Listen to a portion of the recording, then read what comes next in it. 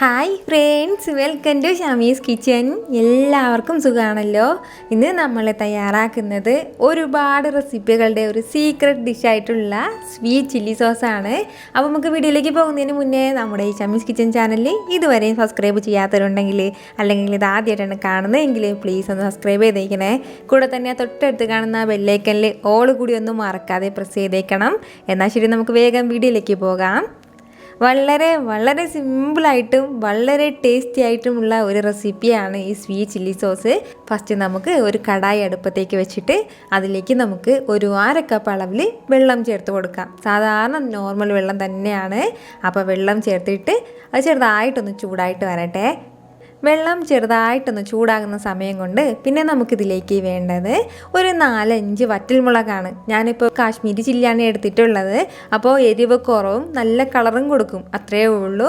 അതല്ല നമ്മുടെ സാധാരണ വറ്റൽമുളകാണെന്നുണ്ടെങ്കിൽ ഒരു 3 വറ്റൽമുളക് തന്നെ മതിയാവും. ആ വറ്റൽമുളക് നമുക്കൊരു മിക്സിയിലെ ജാറിലേക്ക് ഇട്ടിട്ട് നല്ലതുപോലെ ഒന്ന് പൊടിച്ചെടുക്കാം. ചെറിയ രീതിയിൽ ക്രഷായിട്ട്, നല്ല പൗഡർ പോലെ അങ്ങനെ പൊടിച്ചെടുക്കണമെന്നില്ല. നല്ല ചെറിയ ചില്ലി ഫ്ലേക്സ് നമുക്ക് കടയിൽ നിന്ന് വാങ്ങാൻ കിട്ടില്ലേ, അതുപോലെ ആ ഒരു രീതിയിൽ ചെറുതായിട്ടൊന്ന് പൊടിച്ചെടുത്താൽ മതിയാവും. അപ്പോൾ വെള്ളം ഇപ്പോൾ ചെറിയ ചൂട് മാത്രമേ ആയിട്ടുള്ളൂ. അപ്പോൾ വെള്ളത്തിലേക്ക് ചേർത്ത് കൊടുത്ത് കഴിഞ്ഞാൽ പിന്നെ നമുക്കിതിലേക്ക് വേണ്ടത് ഒരു 5 വെളുത്തുള്ളി അല്ലി, ഒരു മീഡിയം സൈസിലെ വെളുത്തുള്ളി അല്ലി ഞാൻ ചെറുതായിട്ട് അരിഞ്ഞിട്ട് എടുത്തിട്ടുണ്ട്. ചതച്ചിട്ടല്ല എടുത്തിട്ടുള്ളത്, ചെറിയ രീതിയിൽ കുഞ്ഞു കുഞ്ഞു പീസായിട്ട് ഞാനിപ്പോൾ അരിഞ്ഞിട്ടാണ് എടുത്തിട്ടുള്ളത്. അപ്പോൾ അതൊന്നും ചേർത്തിട്ട് നല്ലതുപോലെ ഒന്ന് മിക്സ് ചെയ്ത് കൊടുത്തതിന് ശേഷം ഇത് ചെറുതായിട്ടൊന്ന് തിളയ്ക്കാൻ വേണ്ടി വെക്കണം. ഇതുപോലെ നന്നായിട്ടൊന്ന് തിളച്ച് തുടങ്ങുമ്പോഴത്തേക്കും പിന്നെ നമുക്കിതിലേക്ക് വേണ്ടത് ആവശ്യത്തിനുള്ള മധുരമാണ്. മധുരത്തിന് വേണ്ടിയിട്ട് ഞാനിപ്പോൾ 1/2 കപ്പ് അളവിൽ പഞ്ചസാര എടുത്തിട്ടുണ്ട്. ഇത് തന്നെ ധാരാളമാണ്, കൂടുതലും ചേർക്കേണ്ട ആവശ്യമില്ല, കുറവും ചേർക്കേണ്ട ആവശ്യമില്ല. ഇത്രയും മധുരം നമുക്ക് ആവശ്യമുണ്ട്.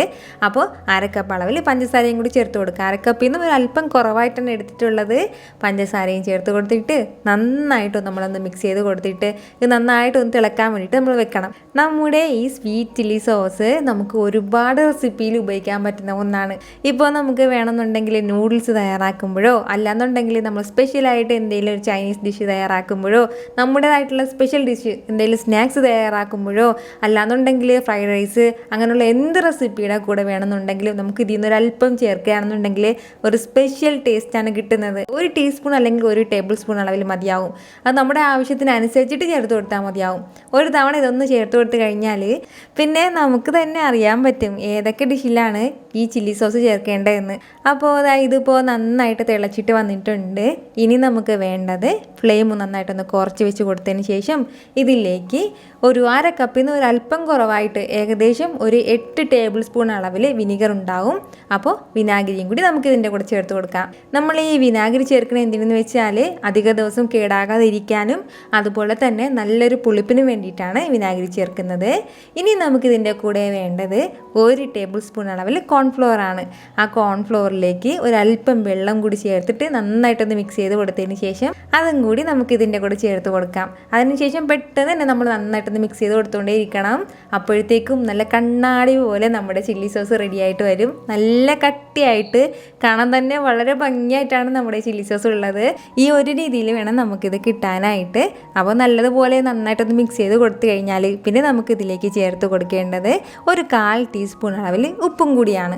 ഉപ്പും ചേർത്തിട്ട് പിന്നീട് ഒന്നുകൂടി ഒന്ന് മിക്സ് ചെയ്തെടുത്ത് കഴിഞ്ഞാൽ നമ്മുടെ സൂപ്പർ ടേസ്റ്റി ആയിട്ടുള്ള ചില്ലി സോസ് ഇവിടെ റെഡി ആയിട്ടുണ്ട്. ഇത് നല്ലതുപോലെ ഒന്ന് തണുത്തതിന് ശേഷം നല്ലൊരു ഗ്ലാസ് ബോട്ടിൽ നമുക്ക് ഫ്രിഡ്ജിൽ സൂക്ഷിക്കാവുന്നതാണ്. ഏകദേശം ഒരു 2 മാസം വരെയും നമുക്ക് ഫ്രിഡ്ജിൽ വെച്ച് സൂക്ഷിക്കാവുന്നതേ ഉള്ളൂ. ഏറ്റവും അടുത്ത് തന്നെ നമ്മൾ ഈ ചില്ലി സോസ് വെച്ചിട്ടൊരു റെസിപ്പി കൂടി ഞാൻ അപ്ലോഡ് ചെയ്യാം. ഇത് മെയിനായിട്ട് നല്ലൊരു സൈഡ് ഡിഷ് കൂടിയാണ്. നമുക്ക് ഒരുപാട് സ്നാക്സ് ആണെന്നുണ്ടെങ്കിലും ഇപ്പോൾ ചിക്കൻ ആണെന്നുണ്ടെങ്കിലും ചിക്കനൊക്കെ ഒന്ന് ഫ്രൈ ചെയ്തിട്ട് ഇതിലൊന്ന് ഡിപ്പ് ചെയ്ത് കഴിക്കാനൊക്കെ വളരെ ടേസ്റ്റി ആയിട്ടുള്ള ഒന്നാണ്.